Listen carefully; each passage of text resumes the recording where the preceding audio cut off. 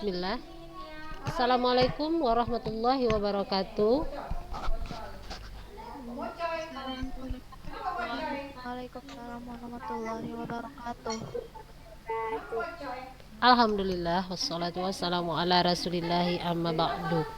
Anak-anak ustazah kelas 7 apa kabar? Ustazah, Alhamdulillah. Eh, Siap memulai pelajaran prakarya hari ini? Insyaallah siap. siap Ustazah. Masya Allah. Ada tugas kita kakak-kakak?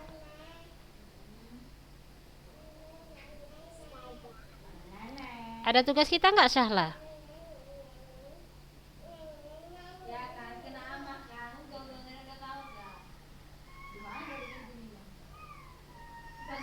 Syahla ada tugas kita kak? Kayaknya nggak ada Ustazah. Kemarin ada cuma catatan doang Ustazah. Nggak ada ya? Baik, kalau nggak ada kita mulai materi kita di hari ini. Oh tunggu dulu, 22. Yang lain ayo join. Anak-anak ustazah yang lain silakan join.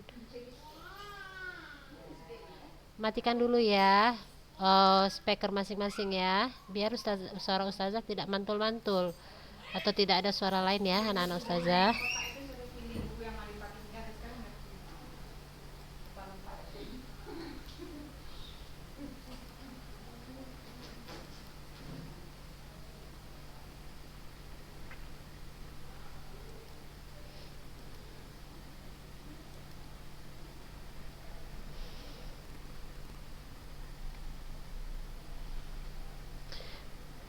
Sampai mana kita minggu lalu Syahla?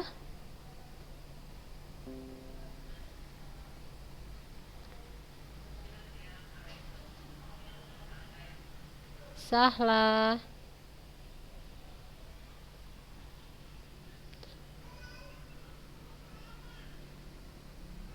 Sahla, sampai mana kita minggu lalu? Materi kita. Mana orangnya ini? Kok nggak ada lagi?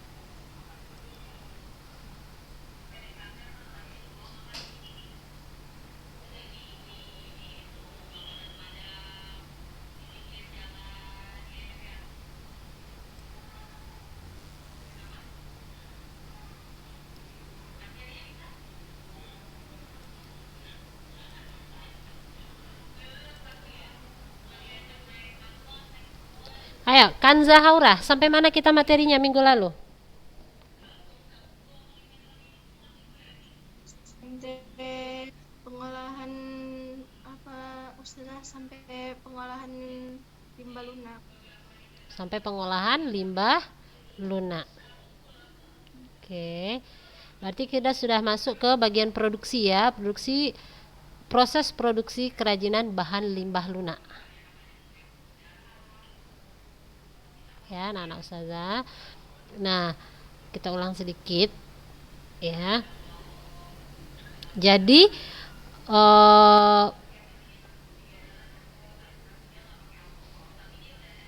pengolahan bahan limbah lunak itu dia dilihat dari kondisi wilayahnya ya anak-anak ustazah. Contohnya untuk daerah pesisir pantai atau laut, nah limbah lunak yang tersedia di sana adalah yang banyak itu ada sabut kelapa, daun kelapa.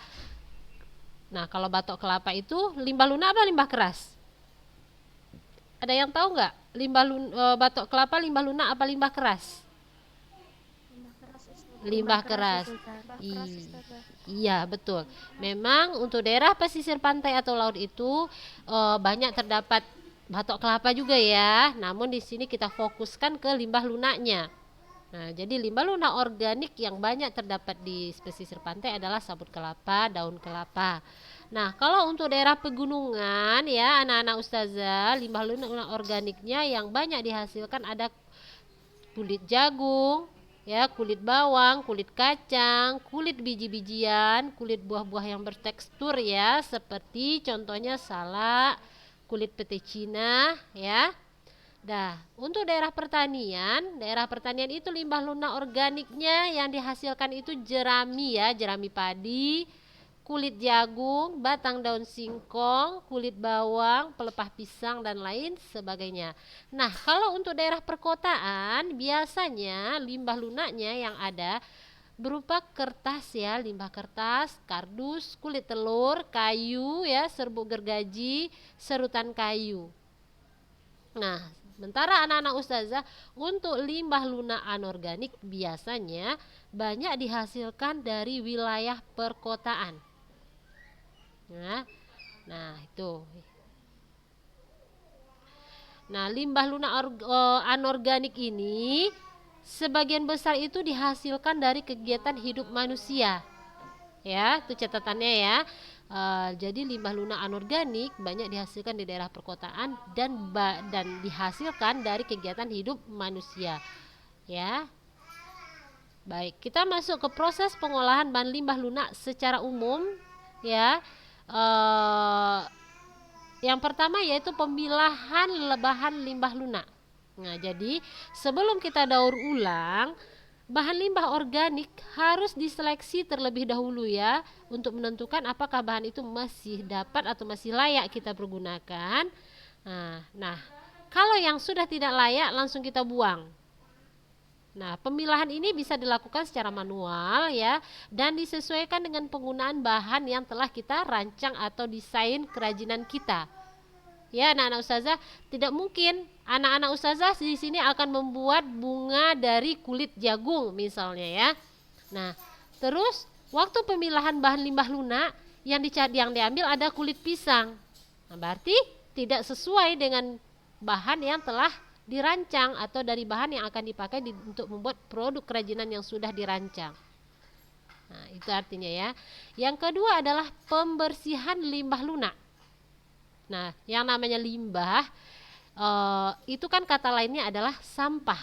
Otomatis dia kotor ya anak-anak ustazah. Kotor entah itu sisa-sisa makanan, entah itu kena pasir, kena tanah ya, atau kena air, becek dan lain sebagainya. Nah, ini harus kita bersihkan. Ya.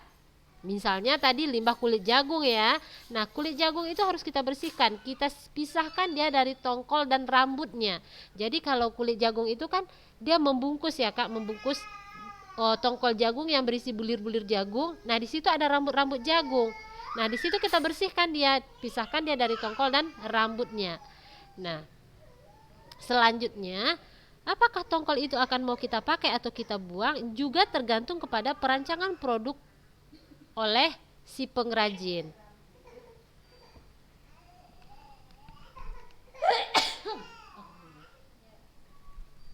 Nah, setelah itu kita masuk ke pengeringan. Yang ketiga prosesnya ya, pengeringan. Nah, bahan limbah lunak itu tadi yang sifatnya basah harus diolah dengan cara dikeringkan ya. Dengan cara dijemur di bawah sinar matahari. Tujuannya adalah agar kadar air dapat hilang ya, dan limbah lunak dapat kita olah ya dengan sempurna. Nah, setelah dia kering, tahap selanjutnya adalah pewarnaan bahan limbah lunak. Nah, jadi anak-anak ustazah di sini kita dalam pewarnaan terserah kita mau memakai cat apa saja boleh. Anti mau memakai cat akrilik atau cat minyak boleh. Anti mau mewarnai dengan naptol boleh, terserah ya, itu tergantung perancangan produk kerajinan yang akan kita buat. Nah, jadi anak-anak ustazah jangan pernah dipikirkan kita akan memakai limbah ya, memakai limbah tiba-tiba yang ada dalam pikiran anak ustazah, oh limbah, kita akan memakai limbah kulit jagung. Dah, ambil dari kulit jagungnya dibersihkan dah langsung pakai, tidak.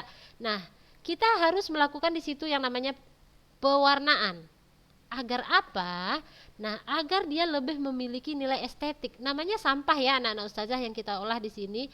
Nah, kita harus memberikan dia macam mana dia lebih menarik gitu kan.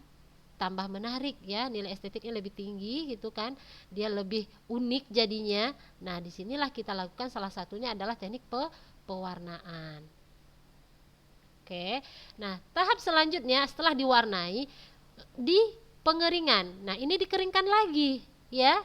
Nah, kalau kulit jagung tadi setelah dia kita keringkan, terus kita celup ke warna atau mau anak-anak ustazah semprot, pakai cat semprot terserah. Nah, selanjutnya harus dikeringkan lagi dari zat warna tadi. Zat warna tadi biar zat warnanya betul-betul menempel kepada si bahan limbah. Ya, dan dia tidak mudah kering. Jadi dia lebih sempurna ya jadinya. Nah, setelah itu penghalusan ya, yang keenam yaitu penghalusan agar siap dipakai. Nah, untuk kulit jagung tadi anak-anak ustazah, penghalusannya itu kan kulit jagung itu kan berkerut-kerut. Betul nggak? Aresya Aulia, betul nggak kulit jagung itu berkerut-kerut? Betul Ustazah. Nah, betul. Nah, di dalam proses kita misalnya mau membuat bunga atau produk apapun dari kulit jagung, kita usahakan dia jadi licin. Jadi dia kayak kertas gitu. Jadi kalaupun kita menggunting atau mau kita bentuk, kita lebih mudah. Dengan cara apa? Nah, kalau kulit jagung bisa dengan cara kita setrika gitu ya kan. Nah, ini termasuk ke tahap penghalusan bahan agar siap dipakai.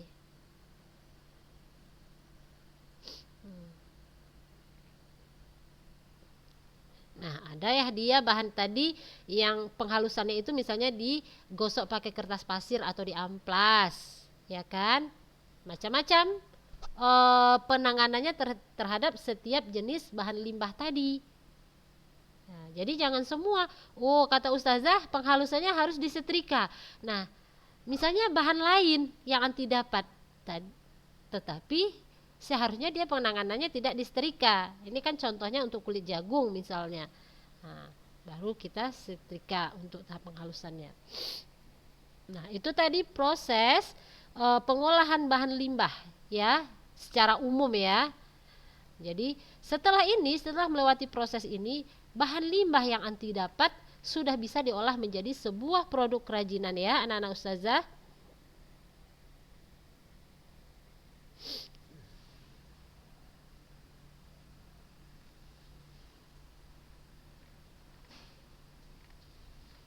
Nah, kita masuk ke kerajinan limbah lunak organik. Ya. Kerajinan limbah lunak organik. Ini di sini yang pertama ada kerajinan limbah kertas ya, anak-anak ustazah. Anak-anak ustazah tahu kertas?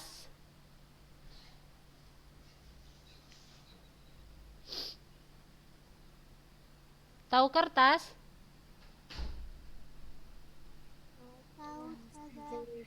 Tahu ya.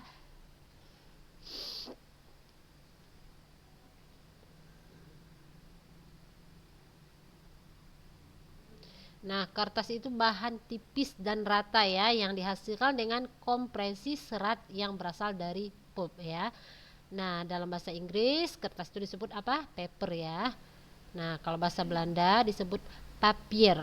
Nah, kertas itu adalah ciptaan baru dari manusia ya, yang berwujud lembaran-lembaran tipis yang dapat dirobek, bisa digulung, bisa dilipat, bisa direkat dan bisa dicoret. Ya, dan ini yang kita butuhkan sehari-hari ya di dalam kegiatan belajar ya.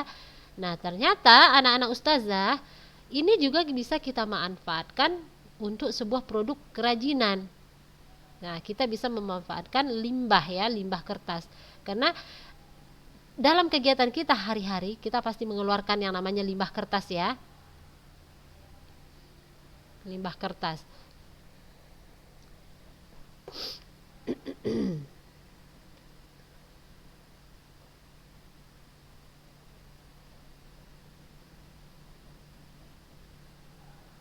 Nih ada sejarah kertas nih anak-anak ustazah. Dahulu orang itu menulis sebelum kertas dijumpai, mereka menulis pada batu, kayu, bambu, kulit atau tulang binatang ya, sutra, bahkan pada daun lontar ya, yang dirangkai seperti dijumpai pada naskah-naskah Nusantara ya. Nah, kemudian setelah beberapa abad, kertas menjadi salah satu benda yang terpisahkan dari pencatatan sejarah dunia ya. Sebelum kertas ditemukan, orang kuno menggunakan berbagai material ya.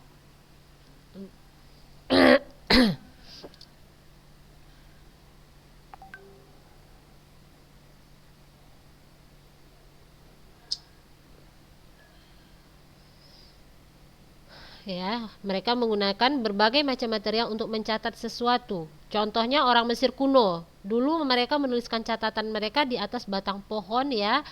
Nah, di piringan tanah.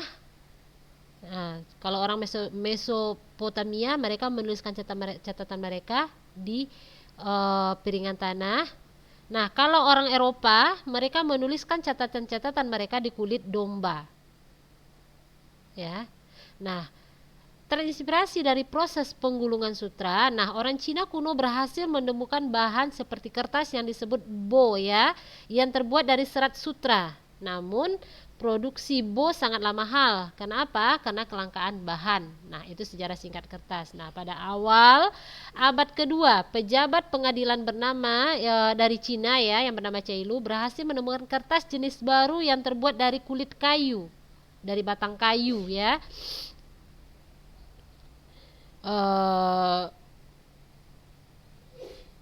Dari kain atau dari batang gandum dan lain sebagainya. Nah, kertas jenis ini relatif lebih murah daripada kertas yang bo tadi. Ya, anak-anak ustazah, kenapa? Karena ketersediaan bahan yang lebih gampang, lebih mudah didapat.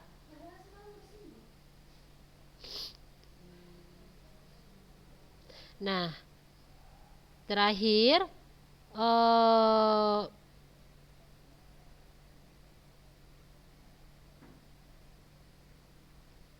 pada abad ke-16 ya, kertas mulai menyebar ya, anak-anak ustazah, menyebar dari Amerika secara bertahap sampai ke seluruh dunia. Nah, kertas yang digunakan untuk kertas koran, surat kabar, majalah dan buku-buku bacaan dan sebagainya merupakan salah satu media cetak yang telah menyertai kehidupan manusia di seluruh dunia ya. Selain bermanfaat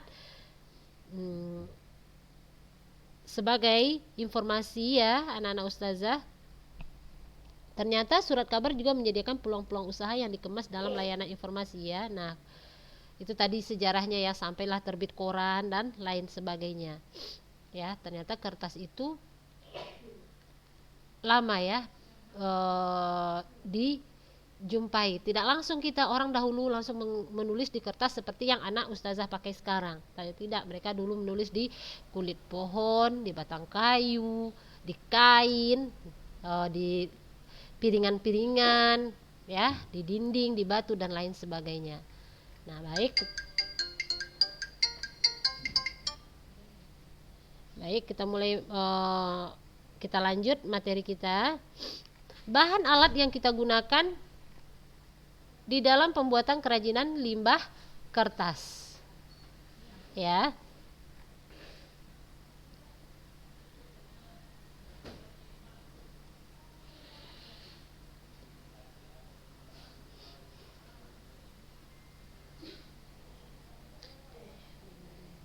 Nah, untuk limbah kertas anak-anak ustazah, kita tidak perlu penanganan khusus ya, seperti halnya untuk limbah-limbah jenis organik lainnya.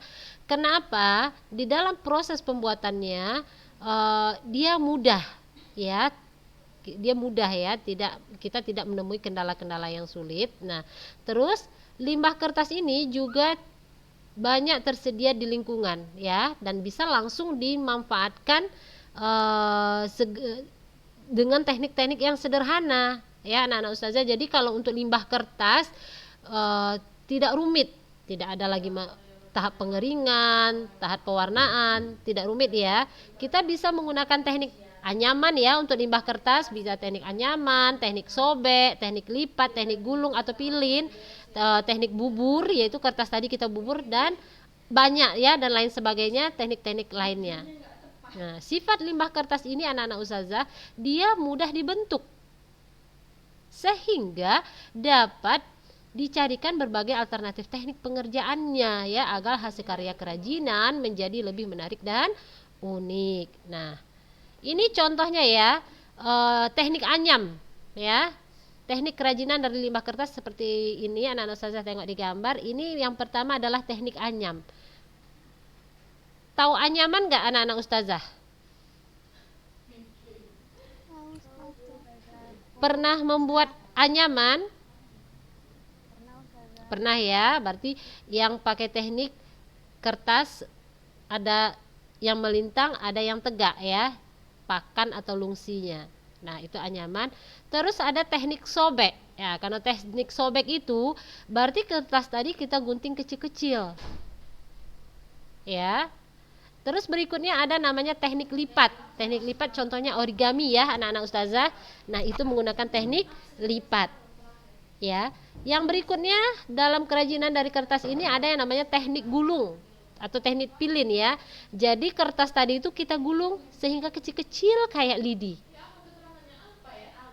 Nah, setelah itu ada yang namanya bubur ya, teknik bubur. Jadi kertas tadi dimasak dulu. Ini biasanya untuk kertas koran ya, dibubur lagi gitu kan sehingga dia hancur betul-betul kayak bubur lah. Nah, terus berikutnya ada yang namanya teknik remas, remas atau remuk-remuk ya. Kita remek-remek gitu dia.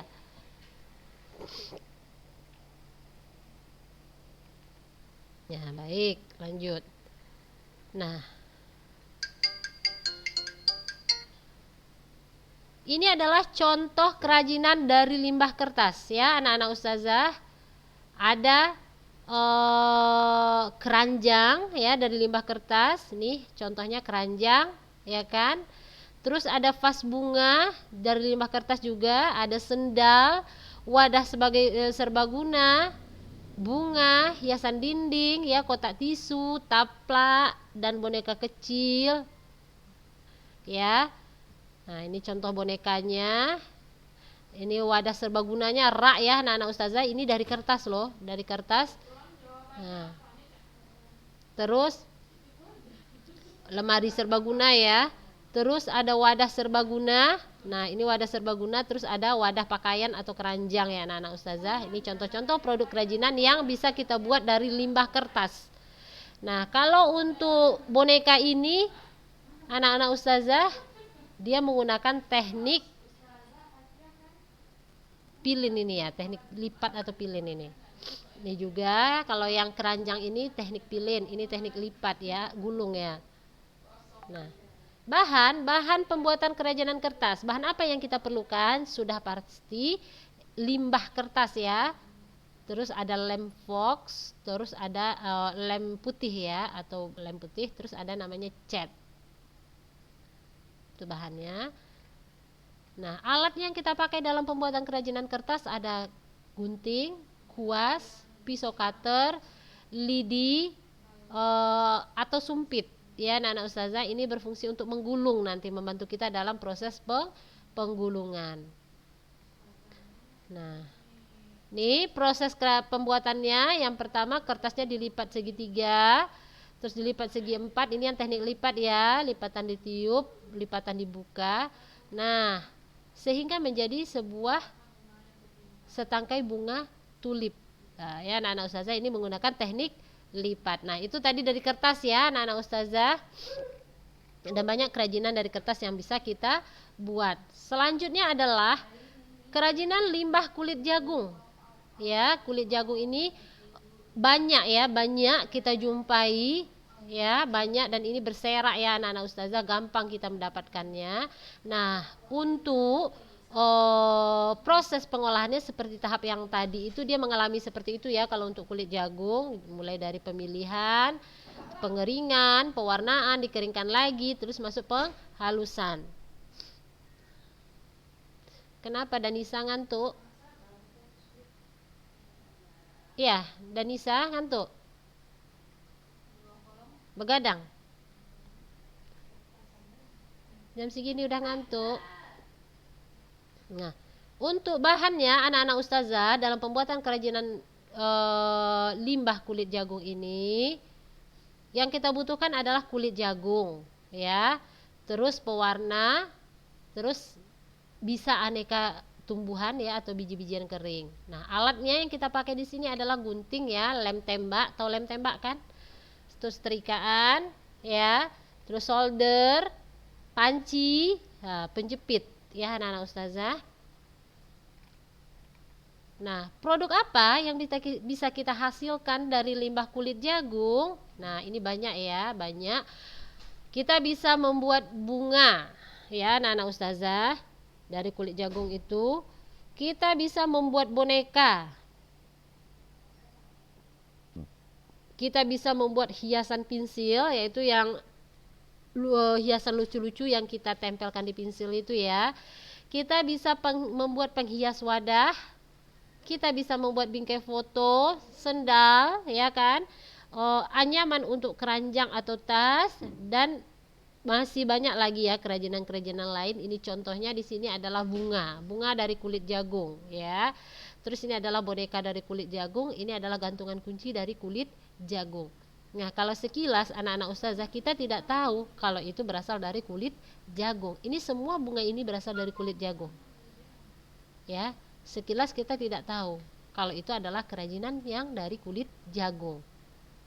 Nah, kenapa? Karena itu tadi dia sudah melewati proses-proses sehingga kalau nggak kita amati betul, dia sudah memiliki nilai estetik tersendiri, berbeda dengan waktu kita melihat kulit jagung itu belum diproses jadi apa-apa, ya kan, belum diwarnai, ya kan.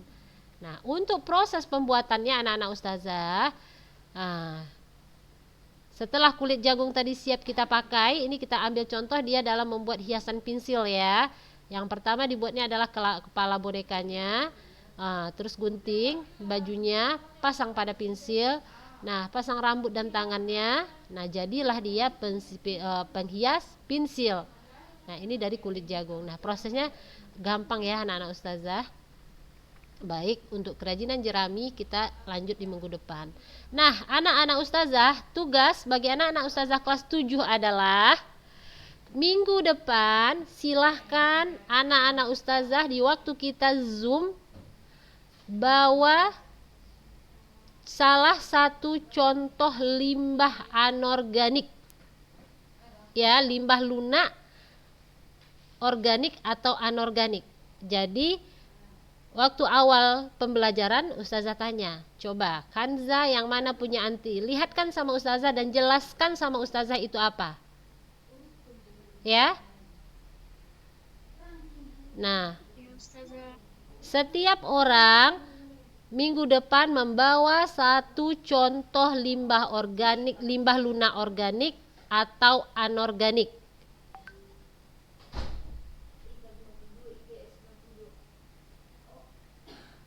Nah, dua-duanya kan ustazah. Salah satu contoh.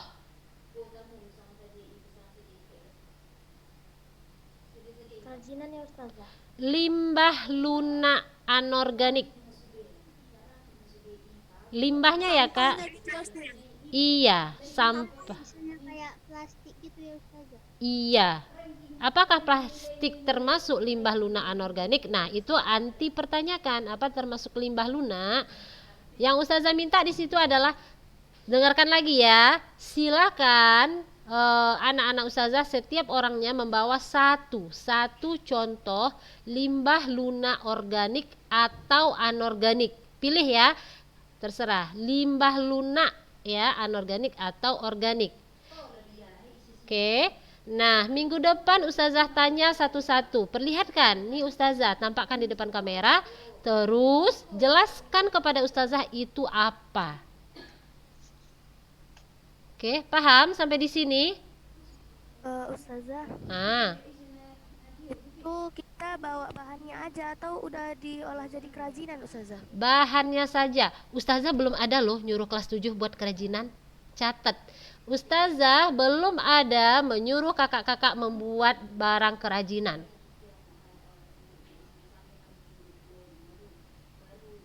Ya, jadi minggu depan yang dibawa cuma contoh limbahnya atau contoh sampahnya ya. Iya ustazah. Tapi kalau dia kotor, bertanah-tanah, anti bersihkanlah dulu, ya kan? Nah, jadi yang memang layak lah dinampakkan gitu ya. Sampai di sini paham? Paham. Nah, kalau ada kawan-kawan anti lain yang nanya, jangan buat kerajinan ya kak, contoh limbahnya aja yang dibawa ya. Ya. Oke, dari materi kita hari ini ada yang mau ditanyakan?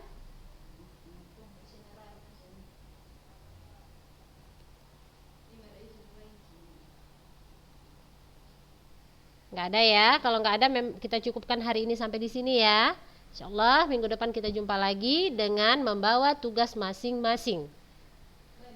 Bisa ya? Insyaallah ya bisa. Baik. Mari kita baca doa kafaratul majlis. Subhanakallahumma wa bihamdika asyhadu an la ilaha illa anta astaghfiruka wa atubu ilaik. Assalamualaikum warahmatullahi wabarakatuh. Waalaikumsalam warahmatullahi wabarakatuh.